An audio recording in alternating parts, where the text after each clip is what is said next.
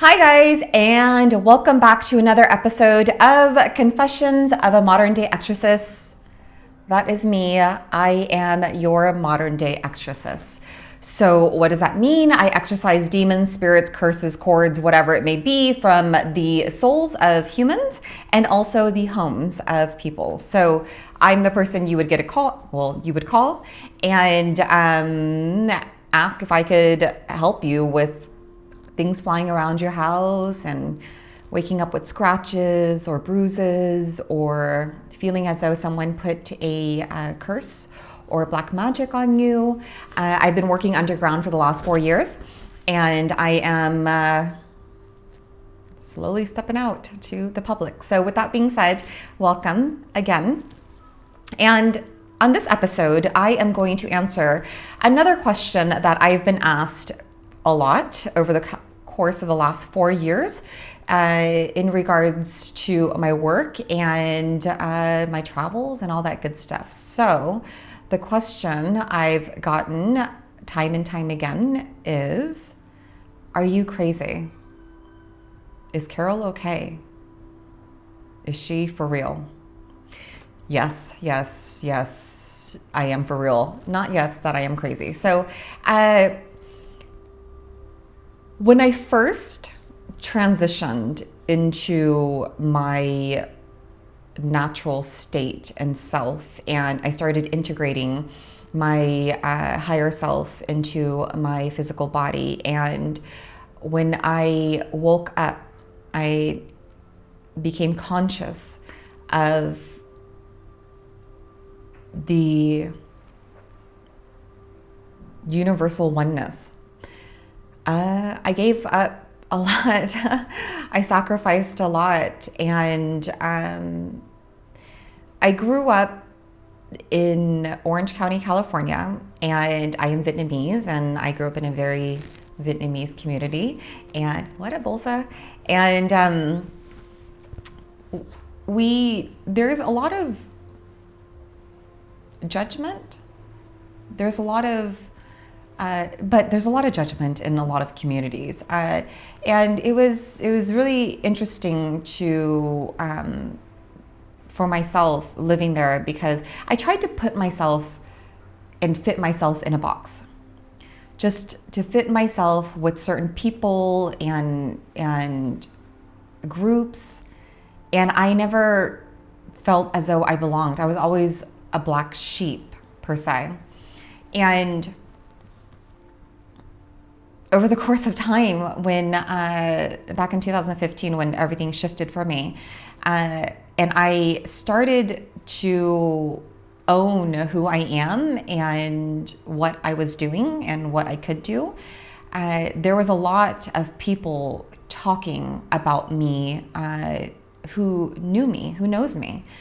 And they knew me from clubbing or partying or mortgage or that lifestyle. And so they couldn't imagine that I am in a position to see people's past lives or to know certain things or to tell messages from the other side, from spirits, or release demons from people.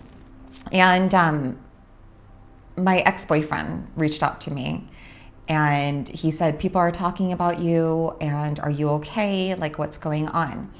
And so it was inevitable that a lot of people thought that I was cracking and I was breaking, which I was. I was breaking through my shell, which held me not together, but somewhat like a prison. And the shell, the outer shell that I had, was made up with all the experiences and the thoughts and beliefs that this is who I am and this is what I'm conforming to, and it's normal to live this particular life and to have this and that. And I did crack. I did, absolutely. And when I did crack, the light, only when there's cracks is when light can come in. And that is when I became the light. And so even today, recently, I ended up having lunch with my new intern apprentice personal assistant. And she listened to my stories of how I got here to Kosovo. And she believed me. She believes in every single word in what I was saying in my story. And if it would come from someone else, maybe it would sound absolutely crazy from left field, I swear. And one of my sessions with my ex-clients or clients it's like a movie, let alone my life. And that's one session, that's like an hour and a half of my life. And so I still, for example, I still follow the stock market. I still follow the 10-year bond. I read about politics, and I look at ETFs, ETFs as I teach EFT. So because of my foundational background of mortgage banking and sales, and I was very practical and pragmatic about a lot of things that I did in my life.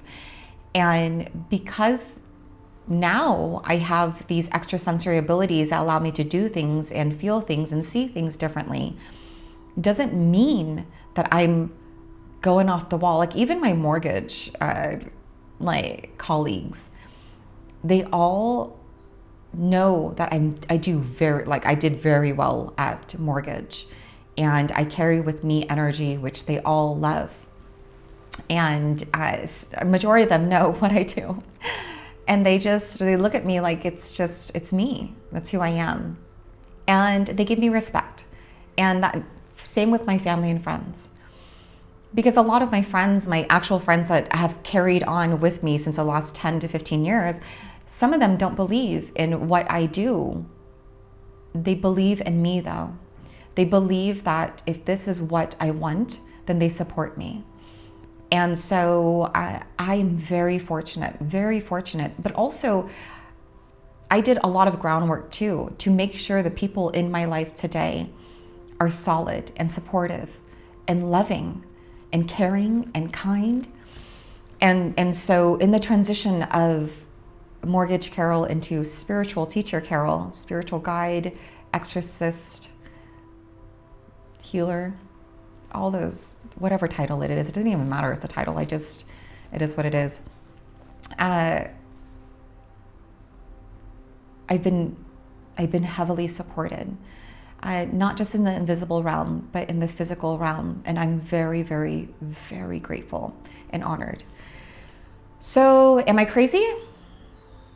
What's crazy? And does a crazy person question if they're crazy? Yes, in the beginning I did question it because a lot of stuff was happening.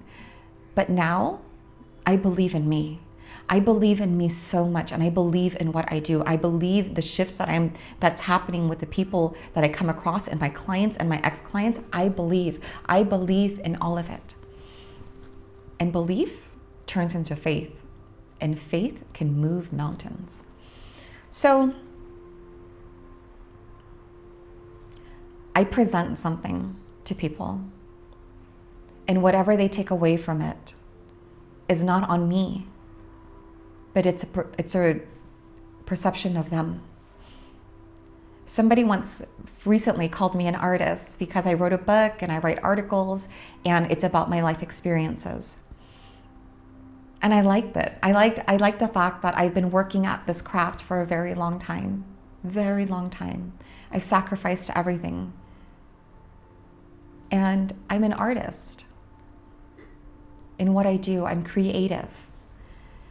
And so I thought it was pretty neat that I have cultivated and I honed my crafts to help so many people. I'm a healer, artist, whatever, creative, whatever it is. The titles don't mean anything, really. I just do what I do and I help people in my way. And it took me this long to own it. There will be people who say, spirits, demons, they're all energy. Exorcisms don't really exist. Actually, they do. On this realm, we're all energy. It's all energy, higher, lower vibrations, frequencies. But when you're able to travel to different dimensions and to look straight into the eye of a very, very, very mean and very dark demon leader, that's when it's not energy. We are now in form.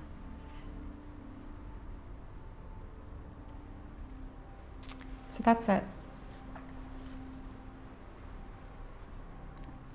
You take away whatever you take away from this. I'm still following my stocks. We can talk about politics. We can talk about what's happening in our world, and we can talk about spirit releasement. And so it is.